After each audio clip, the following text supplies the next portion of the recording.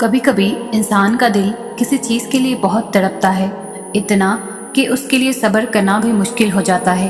انسان ہر روز اس چیز کو حاصل کرنے کے لیے ہر اس لمحے دعا کرنے کی کوشش کرتا ہے جو لمحہ دعا کے لیے افضل ہوتا ہے، اور اس کی آنکھیں اپنی مانگی گئی دعا کے قبول ہونے کے انتظار میں ہر روز ادھر ادھر تکتی رہتی ہے، اور یہ تو بھول ہی جاتی ہے کہ اللہ نے ہر چیز کو عطا کرنے کا ایک مخصوص اور بہترین وقت مقرر کر رکھا ہے۔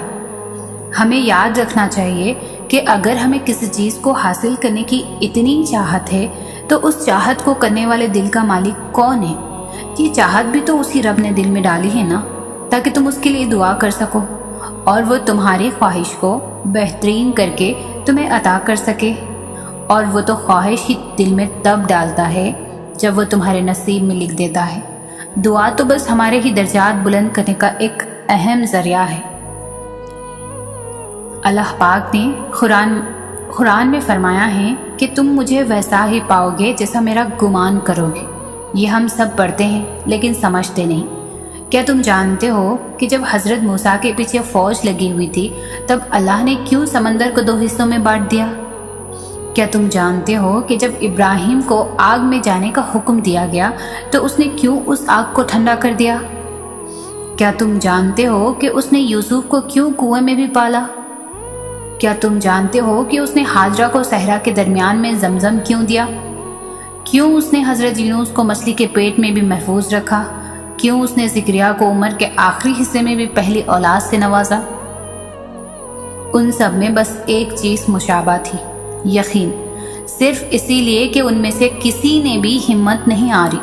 انہوں نے یقین رکھا کہ خدا راستہ نکالے گا، اور دیکھو خدا نے راستہ نکالا۔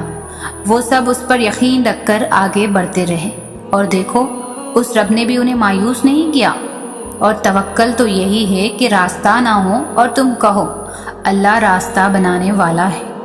جب تم اس کا اچھا گمان کرو گے تو تم یقیناً سب اچھا ہی پاؤ گے، اور پھر دیکھو راہیں وہاں سے نکلیں گی جہاں تمہارا وہم بھی گمان بھی نہیں جا سکتا۔ کچھ حقیقتوں کا علم ہمیں ہمیشہ سے ہوتا ہے لیکن دل انہیں ماننے پر راضی نہیں ہوتا، اور اگر راضی بھی ہو جائے تب بھی دل کو کسی نہ کسی کونے میں یہی امید چھپی رہتی ہے کہ کیا پتہ ایسا نہ ہوا تو، کیا پتہ یہ حقیقت بدل جائے، کیا پتہ یہ جھوٹ ہو۔ ہماری یہی حرکت ہمیں نہ جانے کتنی دیر بے سکون رکھتی ہے۔ زخم تبھی بڑھتے ہیں جب ہم آزمائش کو تسلیم کر لیتے ہیں، اور آگے بڑھنے کی ہمت تب ہی آتی ہے جب ہم حقیقت کو مان لیتے ہیں اور اللہ کی رضا کو قبول کر لیتے ہیں، اس یقین کے ساتھ کہ اسی میں ہماری بہتری ہے، یہی ہمارے لیے بہترین تھا۔ آسان تو کچھ بھی نہیں ہوتا، چیزیں مشکل ہوتی ہے، لیکن روز روز کے رونے سے بہتر ہے کہ ایک ہی دفعہ جی بھر کے رو لیا جائے اور خدا کی مصلحت پر آمین کہہ لیا جائے، کیونکہ اس کے سوا کوئی چارہ بھی تو نہیں ہوتا، ورنہ انسان عمر بھر تڑپتا رہتا اور شکوہ خدا سے کرتا رہتا، یوں اپنے اوپر بھی ظلم کرتا ہے اور خدا کے انتخابات کی بھی توہین کرتا ہے۔ جب ہم اللہ سے دور چلے جاتے ہیں تب وہ ہمیں اذیت یا دکھ نہیں دیتا، بس ہمیں خالی کر دیتا ہے، خود سے خالی۔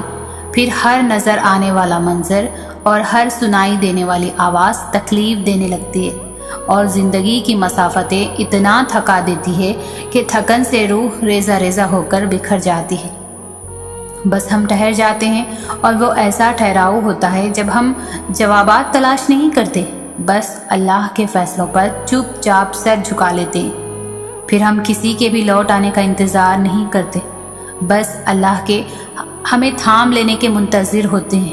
پھر صبح کے اجالوں سے کوفت ہونے لگتی ہے، اور رات کی تاریکیوں میں ہم سکون تلاش کر لیتے ہیں، اور جب یہ ٹوٹا ہوا دل اللہ سے جا لگتا ہے تو وقت تہجد آنکھ نہیں لگا کرتی، پھر بس اللہ سے ملاقات کی تڑپ رہتی ہے، ایسی تڑپ جس میں الجھن ہو اور بے چینی نہیں ہوتی، الجھن اور بے چینی نہیں ہوتی۔ اور جب زار زار بہتی ہوئی آنکھیں اس سے مدد مانگتی ہیں تو وہ اس بے جان روح کو خود سے بھر کر ہمارے خالی پن میں ایک نئی زندگی پھونک دیتا ہے۔ جو دل ٹوٹ کر تہجد کے سجدوں میں اللہ کو پالے وہ پھر کسی کو کھونے سے نہیں ڈرتا۔ انسان کی محبت تو کمزور کرتی ہے، لیکن اللہ کی محبت ہمیں پھر سے مضبوط بنا دیتی ہے۔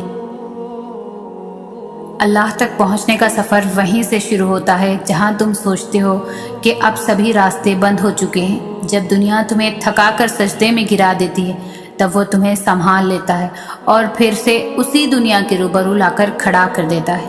کبھی سوچا ہے کہ تم میں اتنی ہمت اور بے خوفی کہاں سے آتی ہے؟ جب تم اللہ کے فیصلوں پر یقین رکھتے ہو تو وہ تمہیں ان فیصلوں پر راضی ہونے کے لیے بے حد صبر دے دیتا ہے۔ لمبی اڑان سے پہلے وہ تمہیں ہواؤں سے لڑنا سکھاتا ہے تاکہ تم جان سکو کہ یہ مسافتیں بہت دشوار ہیں، اور کائنات کی زندگی اگر اتنی آسان ہوتی تو صبر کبھی جنت کے دروازوں میں سے ایک دروازہ نہ ہوتا۔ توکل رکھو۔ جو امیدیں اللہ سے وابستہ کر لیتے ہیں پھر ان کے دلوں کو کبھی مایوس نہیں ہونے دیتا۔ وہ ہتھیلی تب تک خالی نہیں ہونے دیتا جب تک اسے بہتر چیز سے بھر نہیں دیتا۔ تم اسے تھامے رکھو، پھر وہ بھی تمہیں کبھی تھکنے نہیں دے گا۔ وہ جانتا ہے سب جو تم ظاہر کرتے ہو اور جو کچھ چھپائے ہوئے ہو۔ وہ اس دکھ کا بھرم کبھی نہیں توڑے گا کہ جو تم نے اس کے سوا اور کسی کو نہیں سنایا۔ تم اسے وقت دو، وہ تمہارا وقت ٹھیک کر دے گا۔ تمہیں عارضی طور پر بھی ایسا لگے گا کہ سب ختم ہو گیا، مگر وہ تمہیں پھر سے اس آزمائش کے بعد زندگی کی جانب واپس لے آئے گا جو تم سے دور کیا گیا ہے۔ وہ بہتر بنا کر تمہیں واپس کر دیا جائے گا۔ سورۃ الضحیٰ میں اللہ پاک فرماتے ہیں کہ نہ تو تیرے رب نے تجھے چھوڑا ہے اور نہ بیزار ہو گیا ہے، یعنی اللہ ہی تمہارا پہلا سہارا تھا اور اللہ ہی تمہارا آخری سہارا ہے۔ تم کتنے ہی گنہگار کیوں نہ ہو، تم کتنے ہی نافرمان کیوں نہ ہو، جب جب تم اسے پکارو گے تب وہ تمہاری پکار کا جواب دے گا۔ وہ تم سے ناراض نہیں ہے، نہ ہی اس نے تمہیں تنہا چھوڑا ہے، نہ وہ تم سے ناخوش ہے، بلکہ وہ تو تمہارے انتظار میں ہے کہ کب تم اس کی طرف لوٹ آؤ اور وہ تمہیں معاف کر دے۔ تم پلٹ آنے میں دیر کر دیتے ہو، لیکن اللہ کبھی بھی دیر نہیں کرتا۔ وہ تو بس تھام لیتا ہے اور رحم فرما دیتا ہے۔ اس پر یقین رکھو، اسی سے مانگو، اگرچہ دینے میں کچھ دیر ہو رہی ہو، لیکن وہ وقت دور نہیں جب تمہارا رب تمہیں اتنا دے گا کہ تم راضی ہو جاؤ گے۔ جب اللہ آپ کا نصیب لکھتا ہے تو وہ اس نصیب میں یہ بھی لکھتا ہے کہ اس تقدیر کو میرے بندے کی دعاؤں کے سوا کوئی بھی نہیں بدل سکتا۔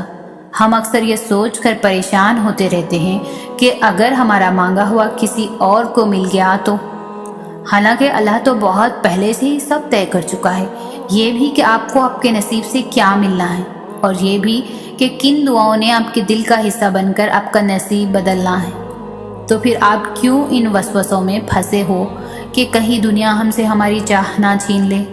آپ کی دعاؤں کا محافظ تو اللہ ہے، اور اس کی حفاظت میں کسی کا لکھا ہوا کسی دوسرے کو کبھی بھی نہیں مل سکتا۔